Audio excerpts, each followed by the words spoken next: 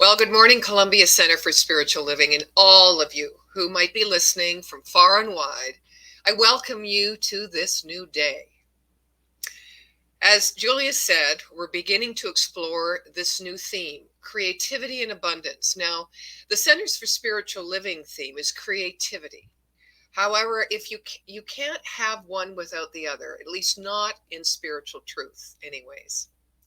When we look at the relevance of this spiritual truth in our lives, we might perceive it differently, however, but it is in that very perception that the spiritual truth of where there is creativity, there is abundance, is unwavering.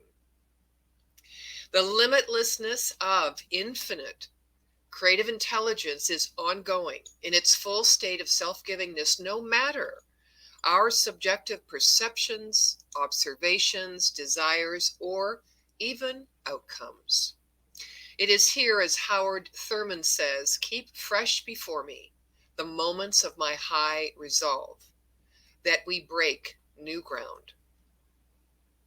The object of all life is development, and everything that lives has an inalienable right to all the development it is capable of attaining. Wouldn't you agree?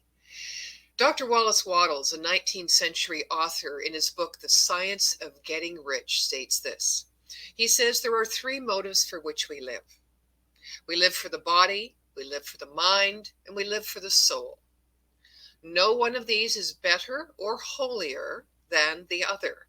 All are alike, desirable, and no one of the three, the body, the mind, or the soul, can live fully if either of the others is cut short of full life and expression. It is not right or noble to live only for the soul and deny mind or body. And it is wrong to live for the intellect and deny body or soul.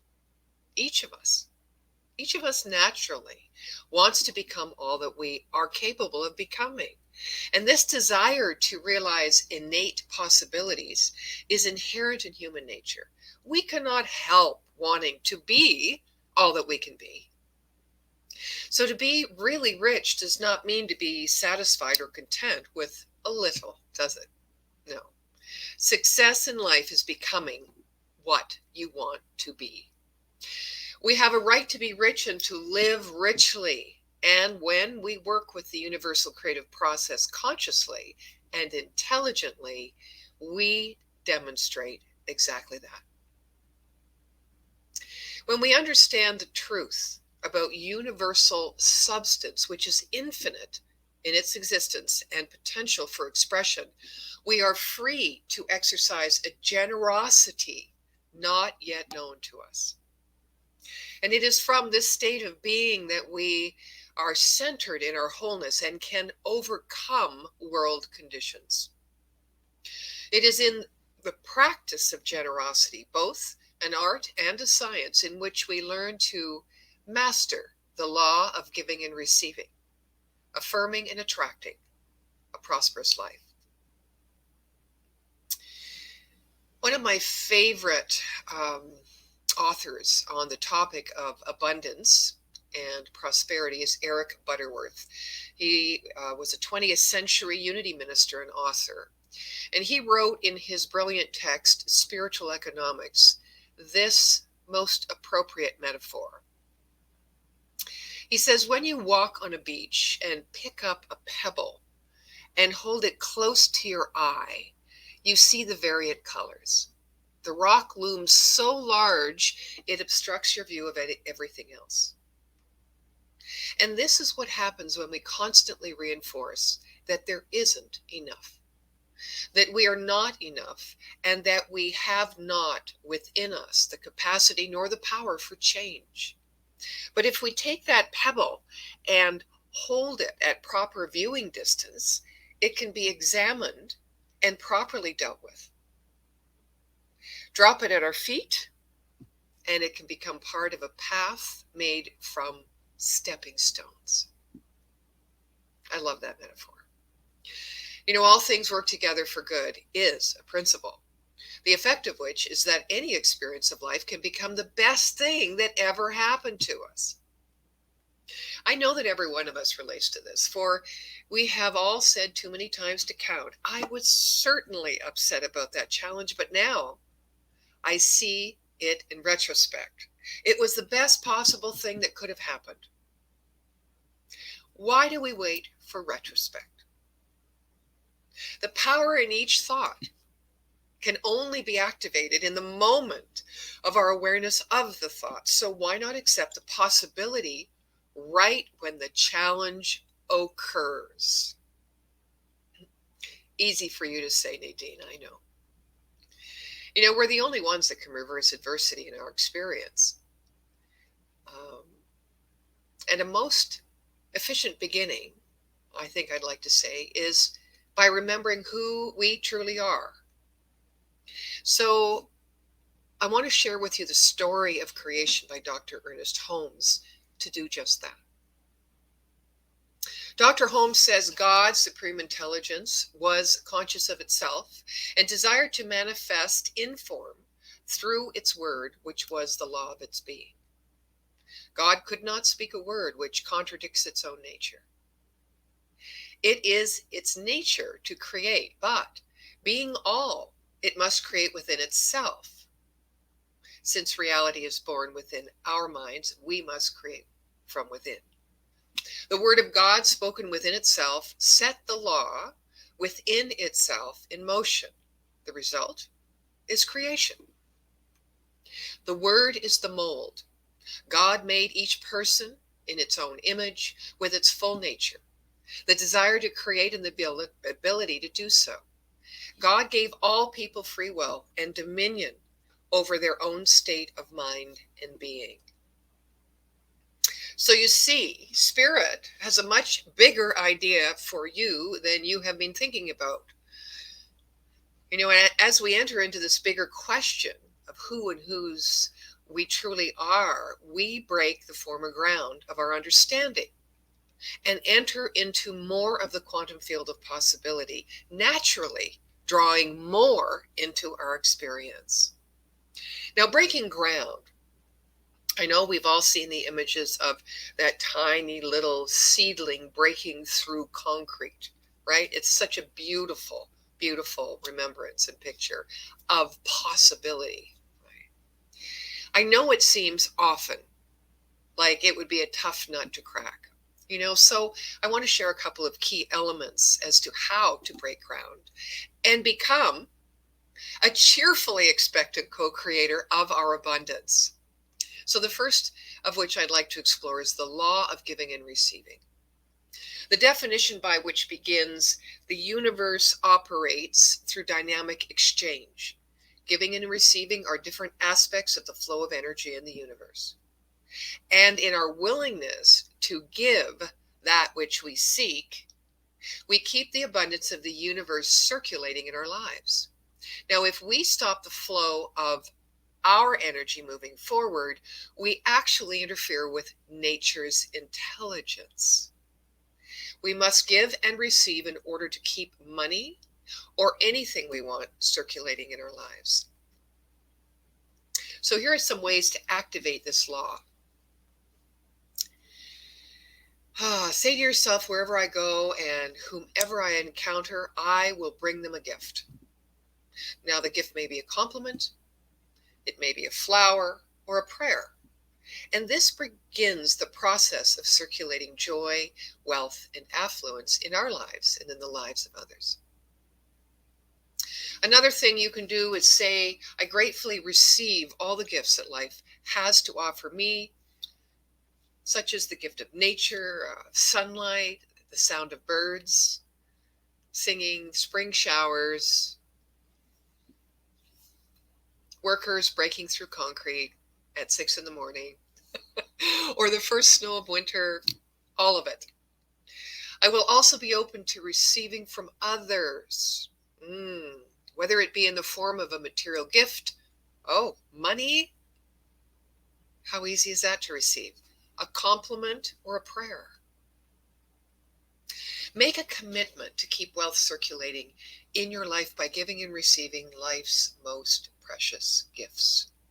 The gift of affection, the gift of appreciation, of caring, and of love.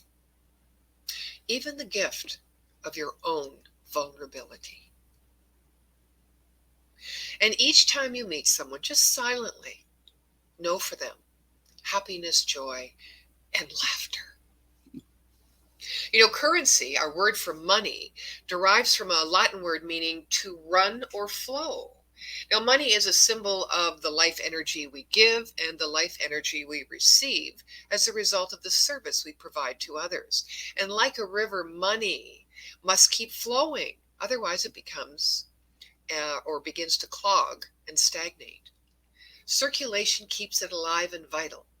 And if we stop the circulation of energy, if our intention is to hold on to our money and hoard it, we stop its circulation back into our lives. So the intention behind our giving and receiving is the most important thing. Wouldn't you agree? When the act of giving is joyful, when it is unconditional and from the heart, then the energy behind the giving increases many times over. But if we give grudgingly, there is no energy behind the giving. If we feel we have lost something through the act of giving, then the gift is not truly given and will not cause increase. The law of giving and receiving with respect to creating abundance is simple. If you want material affluence, help others to become materially affluent.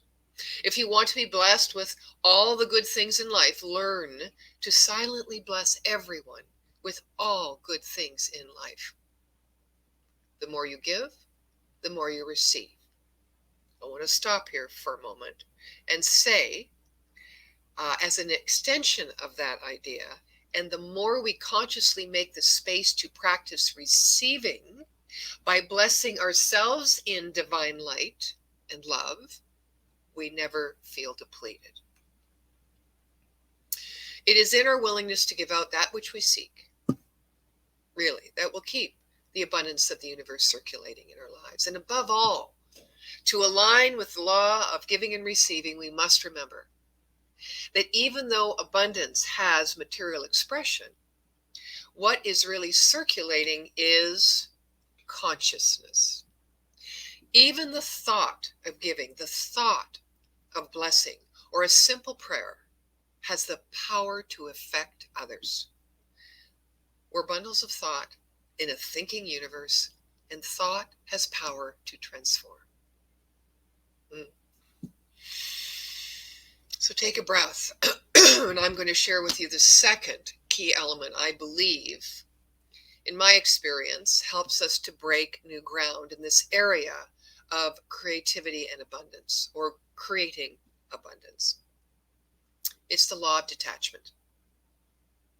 Now, the law of detachment is commonly known as releasing what no longer serves us by limiting our belief and experience of who we are and what is possible for us to become and create. But the spiritual law of detachment states that in order to manifest our desires, we must release attachment to the outcome itself as well as the path we might take to get there. So if we are releasing what has gone before and what is yet to be, then we are practicing really the Hindu view of detachment, the understanding of the nature of existence and the true ultimate state of being, which is sought by being in present moment awareness. In other words, while one is responsible and active in the present moment, we don't worry about past or future. And once we release our attachment to an outcome, it doesn't mean that we're any less interested in manifesting that goal. It simply means that we're less interested in the fear of not achieving it. I'm going to repeat that. Once we release the attachment to an outcome, it doesn't mean that we are less interested in manifesting that goal. It simply means that we're less interested in the fear of not achieving it. We've shifted our attention away from fear because we feel safe. We might have an easy time convincing ourselves to detach intellectually from how we want things to go, right? But isn't letting go emotionally a different story altogether? I've really grappled with that, because I'm always not in touch with my emotions. I am headstrong, um, and I'm always running questions, answers, suppositions, assumptions, possibilities in all areas of my life. So when I get to that place of going, oh, I have it all organized. It's working fine. I know exactly what I'm supposed to be doing. I know how the laws work. I'm living in principle, yada, yada, yada. And then I go, oh, but I have some deeper attachment to this, right? It's an emotional attachment. So, how do we let go emotionally our attachments? How do we release our grip and give the goals the freedom they need to flourish? Well, for me, the first step is compassion. To be compassionate for the part of me that is attached to the outcome. Now, it's very tempting to imagine that all of us is attached to a specific outcome, but the truth is that there's really only a part of us that is attached to the outcome. Now, it may seem like a very big part, but that's because, we've probably been focusing a lot of our energy on either resisting it or trying to get rid of it. Unfortunately, the more aggressively we approach this part of us, the more entrenched it gets in its position. So the harder I try to release my emotional attachment, the more it sticks with me. So rather than trying to get rid of it, I've found that I just give it loving care. You know, if I'm attached to something, it usually indicates there's some part of me in fear or some part of me scared. And I think that needs our compassion more than anything. So sometimes I see myself as a small child and I imagine treating myself with kindness and just comfort, a reassurance. And I allow my mind to soften around this issue. Um, and so then whenever I get scared in the future, or I'm holding on or grasping something, I just continue to provide and call in compassion and care for this part of me that obviously feels overwhelmed. Right? And I also remember there's this core part of us, this divine wisdom, this higher self, this source, that within us that knows that all is well. And I allow this core part to take the lead in my life. The second thing I do to help release emotional attachment to outcome is that I keep all options on the table. Nothing triggers attachment to an outcome like the feeling of scarcity. So whether you're worried about running out of opportunities or time, scarcity is a fear-based mindset that can wreak havoc on our goals. Feelings of scarcity can lead to impulsive actions and unhealthy preoccupation with things you don't have. So in order to reduce feelings of scarcity, keep all options on the table, even the options that aren't exactly your favorites right now. Don't discard possible solutions too soon. And most importantly, and I am so guilty of this one, don't fall in love with an option prematurely. Don't fantasize about how your life will look once you obtain that one option, but rather the feeling experience of your desire for a fuller life, right?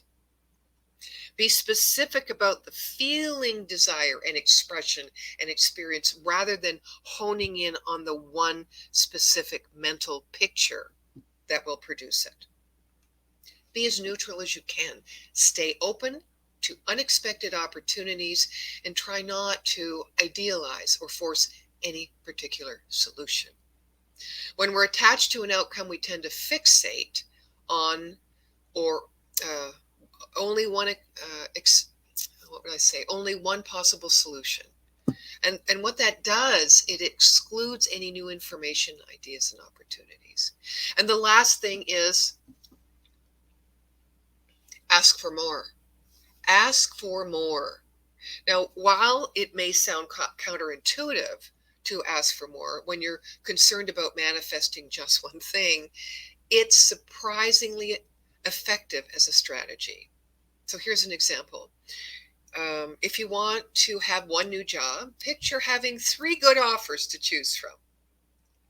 If you're looking for a romantic partner, imagine having 2 amazing people who are interested in you. Or if you want to buy a dream home, for me, a second home in Mexico would be just wonderful. Picture yourself with a dream home and a vacation home, and perhaps another retreat in a third location. You see, as we learn to release our emotional attachments, we more naturally cultivate a generous perspective and become a conduit for abundance in our own world.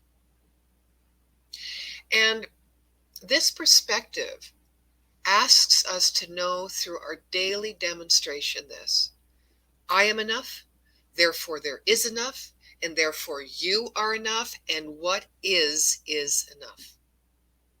A generous perspective in turn cultivates a generous heart. And in the Buddhist tradition, one small act of charity is said to be equal to countless acts of charity. On reflecting upon dana paramita, which means one small act of charity, we are made aware that it requires 3 kinds of purity. This means that true giving involves the awareness that there is no giver, no gift, and no receiver. True giving involves the awareness that there is no giver, no gift, and no receiver. So attachments of any kind, whether it be to self as the benefactor, the value of the gift, or to the acknowledgement by the receiver, nullify the pure act of giving and can cost us the powerful experience found living in harmony with that beautiful rhythm of life, that law of circulation.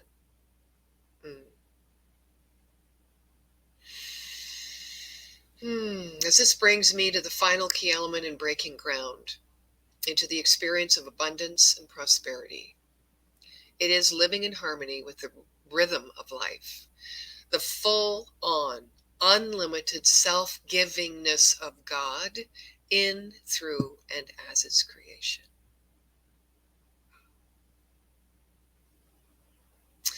We need to create a rhythm that builds up our energy, exchange with life, not depletes it. It is already within us to give, so begin whatever practice you need to support the flowing out of the rhythm of life. One such practice is learning to live in questions, which we know brings us to that place of entering the mystery or uncertainty. But as much as it might feel scary at times, it also comes with a feeling of freedom, right? All options, all possibilities. Here's a very quick story. A student once asked a Hindu teacher, trying to stump him, "Don't you know for sure at least that you are a human being?" To which the teacher replies, "In part." Such a simple statement reflecting that our elder teachers believe that not to know is to step into life without repeating ourselves. This perhaps is how we live into the rhythm of life and the flow of circulation. Not to know allows us to forget the prejudices, the comparisons that say, I am richer than you, I am poorer than you. I am good at this or bad at this. If we practice don't know mind for long enough, perhaps we can learn how to be good at anything.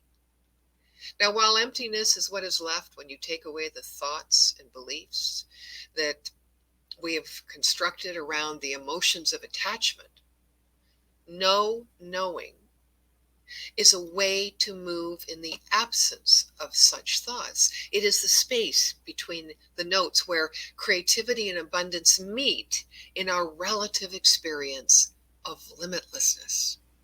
Now, on the topic of the power of being in harmony with the rhythm, this creatively abundant life, Rainer Marie Rilke, who was an acclaimed Austrian poet, was said to give this advice to a younger poet. He said, "I would like to beg you, dear sir, to have patience with everything unresolved in your heart, and to try to love the questions themselves as if they were locked rooms or books written in a very foreign language. Don't search for the answers, which could not be given to you now, because you would not be able to live them. And the point is to live everything. Live the questions now. Perhaps then, someday in far future, you will gradually, without even noticing it, live your way into the answer." And I would like to close today with one of Rilke's most loved poems entitled, "I am much too alone in this world, yet not alone." He writes, "I am much too alone in this world, yet not alone enough to truly consecrate the hour. I am much too small in this world, yet not small enough to be to you just object and thing dark and smart. I want my free will and want it accompanying the path which leads to action, and want during times that beg questions where something is up to be among those in the know, or else be alone. I want to mirror your image to its fullest perfection, never be blind or too old to uphold your weighty, wavering reflection. I want to unfold. Nowhere I wish to stay crooked bent, for there I would be dishonest, untrue. I want my conscience to be true before you." My friends, breaking new ground is the natural state of creative evolution. Within every one of our experiences exists a different perspective on a new reality and access to life's limitless creative power for a rich and prosperous life. And so it is.